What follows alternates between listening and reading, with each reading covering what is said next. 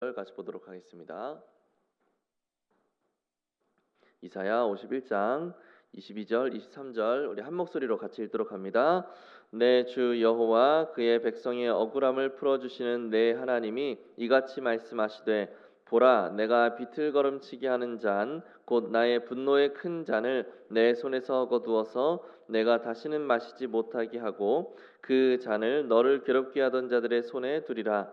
그들은 일찍이 내게 이르기를 엎드리라 우리가 넘어가리라 하던 자들이라.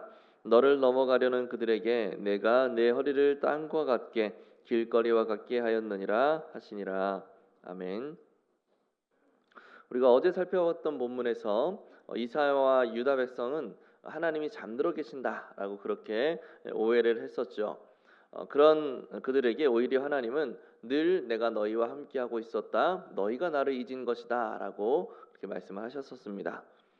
그리고 오늘 하나님께서는 하나님의 그 진노의 잔으로 인해 영적으로 완전히 무뎌져 버린 이스라엘 백성들을 향하여서 다시금 회복의 말씀을 주고 계세요. 우리가 이 말씀으로 함께 살펴보도록 하겠습니다. 유다를 취하게 만든 자는 누구로부터 온 것인가? 17절을 보면 여호와의 손에서 그의 분노의 잔을 마신 예루살렘이라고 밝히고 있습니다. 여호와 앞에서 악한 길을 걸었던 그 남유다를 향해서 하나님께서 분노의 잔을 마시게 하셨다라는 거죠. 이 잔을 마신 유다에게 두 가지 일이 닥쳤다고 이야기하는데 19절에서 황폐와 멸망 그리고 기근과 칼이라고 그렇게 이야기하고 있습니다. 유다가 받았던 이 잔은 이후 다른 이에게로 향하게 되는데 누구에게 향하게 된다고 이야기하나요? 23절을 보면 유다를 괴롭히던 자들의 손에 둘 것이다 라고 말씀을 하죠.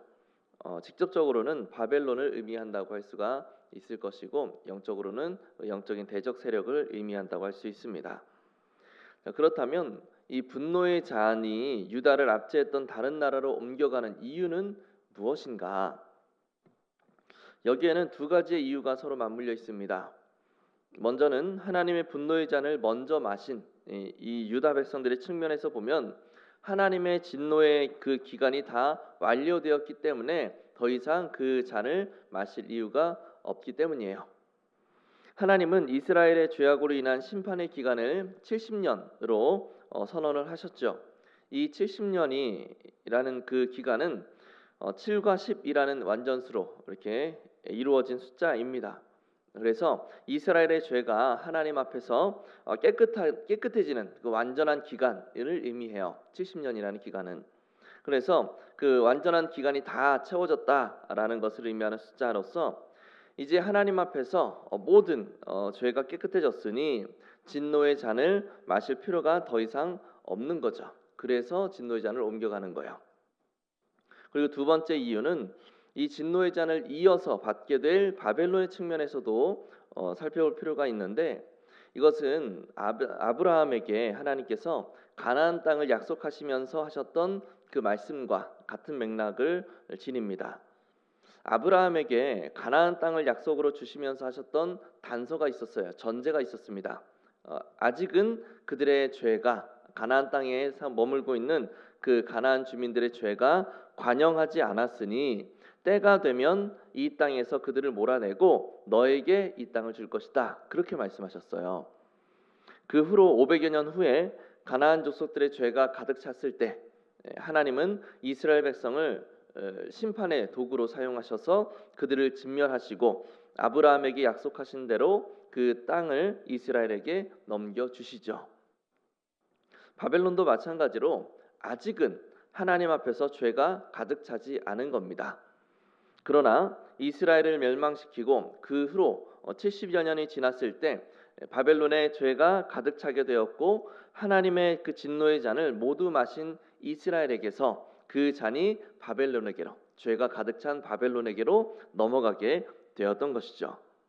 물론 여기에는 한 가지 큰 이유가 더 있는데 바로 하나님의 사랑이 작용되었다라는 거예요. 이스라엘의 측면에서 봤을 때입니다.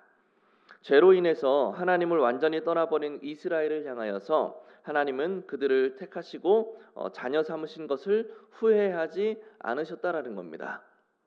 하나님의 부르심에는 후회하심이 없느니라 라고 말씀하신 바 그들을 향한 사랑을 거두지 않으시고 약속하신 때까지 그들이 하나님께로 돌아올 수 있는 영적 상태가 회복될 때까지 하나님은 길이 참으시고 기다려 주셨다라는 거예요.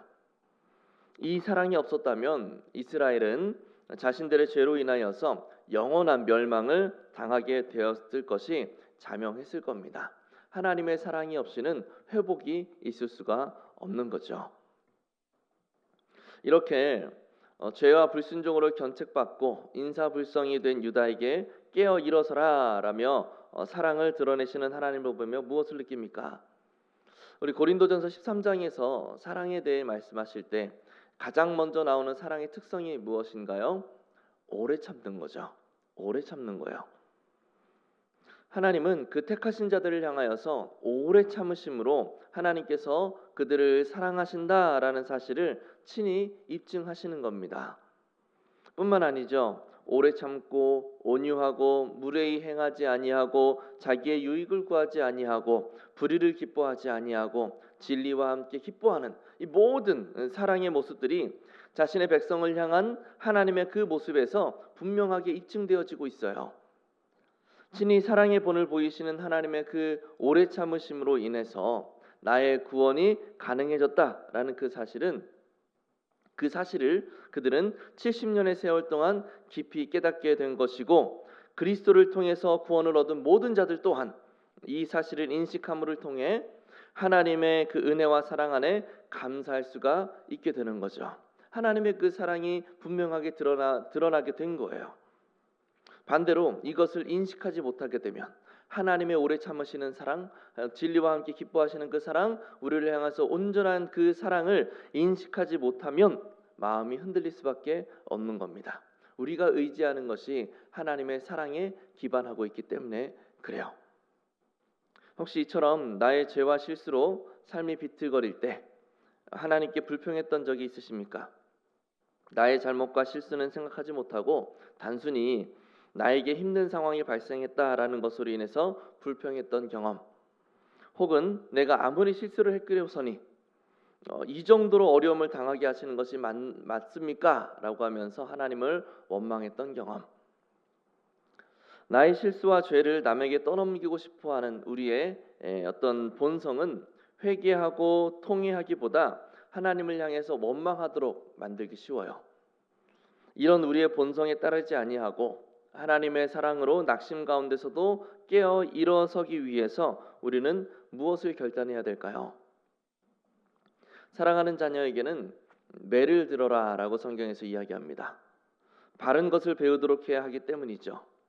마찬가지로 하나님은 그 자녀들이, 하나님의 백성들이 하나님 앞에서 거룩하고 바른 길을 가도록 하기 위해서 매를 드시기도 합니다.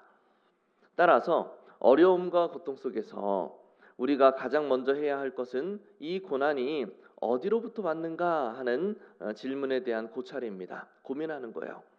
나의 죄로 인하여서 하나님께서 나에게 내리신 분노의 잔인가? 아니면 나의 믿음에 대한 하나님의 시험인가? 라는 것을 살펴봐야 된다는 거죠. 그리고 전자의 경우라고 한다면, 그리고 후자도 마찬가지입니다. 하나님의 오래 참으심을 의지하면서 나아갈 수 있어야 되는 거죠. 하나님이 나를 사랑하신다라는 그 변함없는 사실을 굳건히 붙잡고서 내가 이 시험을 온전히 이겨내야 된다. 이 분노의 잔이 다 찰 때까지, 내가 하나님을 다시금 바라볼 수 있는 영적인 상태를 회복할 때까지 우리가 참고 견뎌내야 된다라는 그 마음가짐이 있어야 된다라는 겁니다. 눈에 보이지 않을 만큼 지극히 사소하고 작은 죄라 할지라도 하나님의 온전한 거룩하심 앞에서 서게 되면 심판의 대상이 될 수밖에 없지 않습니까? 철저하게 거룩하신 하나님께서 지극한 사랑으로 말미암아 우리를 참아주시고 은혜를 베풀어 주실 것을 소망하면서 겸손과 겸비함으로 하나님 앞에 나아가는 것, 그것만이 우리의 살 길이고 하나님의 은혜를 입을 수 있는 유일한 길이라는 사실을 우리가 기억해야 된다는 것입니다. 그러므로 우리의 그 철저한 죄성을 자각함으로 자신의 심령을 겸손하게 만들 수 있기를 바랍니다. 그 겸손함 가운데 하나님의 사랑을 의지할 수 있기를 바랍니다. 오직 하나님의 오래 참으심만을 소망하는 그 믿음을 세워가면서 이 겸손한 믿음을 통하여서 하나님의 은혜 가운데 살아갈 수 있는 우리 모두가 될 수 있기를 예수님의 이름으로 간절히 축복합니다. 기도하겠습니다.